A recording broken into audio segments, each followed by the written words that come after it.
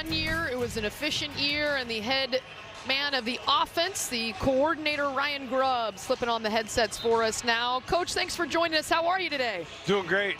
Thanks for having me.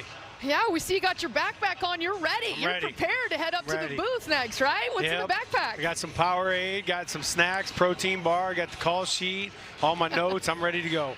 And the call sheet, how much are we going to get to see today? Because I will say, in games, whether you were up 20 or whatever the case may be, you continue to roll out and give different looks, which a lot of coaches will shut things down. Spring preview today, what can you tell us that you're going to try to show today?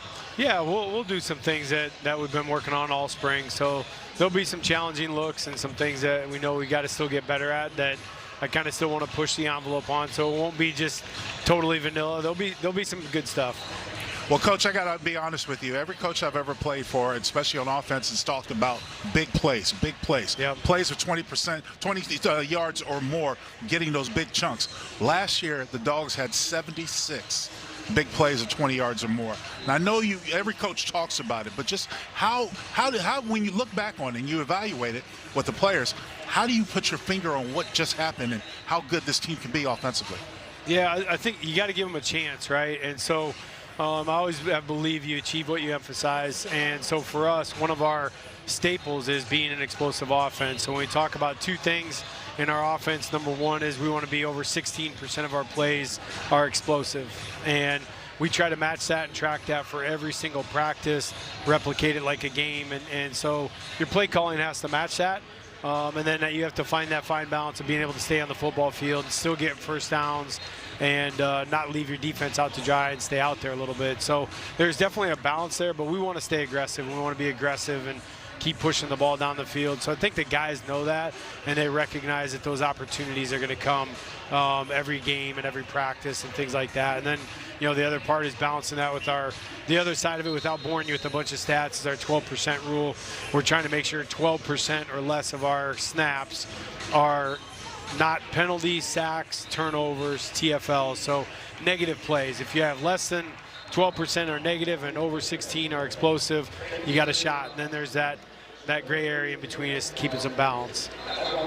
Coach, for you probably are clapping your hands together. A lot of your players have said you're the wizard up there, just drawing up plays and so creative. How much fun has this been for you in the offseason to self-scout and then look forward to working with Michael Penix and this wide receiving core back and a unit that was so explosive?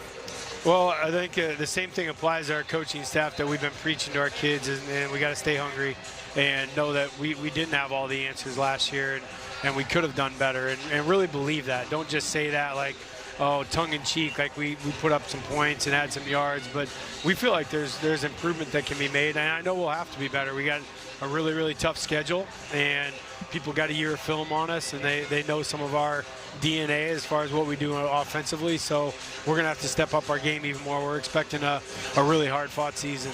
Coach, last one for me. I know it's not going to be seen today, but the luxury of as an offensive coordinator to have your quarterback, your starting receiving core, your tight ends, just about everybody who's potent on offense come back for another year after such a tremendous success. Just how gratifying and rewarding is that? Because now you can install new stuff. You can look up more creative ways of getting the football to them. Yeah, that's right. It is. It's exciting, especially when you think about the challenges I mentioned, that you have to make some adjustments and you have to be ready to be on your toes and keep defenses off balance. And you can do that when your players already have a really, really wide breadth of your offense and the knowledge base that they have. So then you can build on things and change things without feeling like you're going too far out of your comfort zone, I guess, so to speak.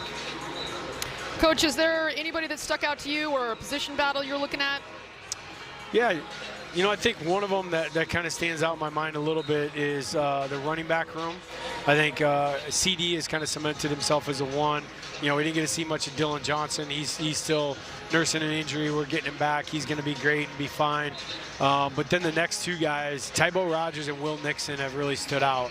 I'm excited to see those guys live today and see who's making plays in space and breaking tackles.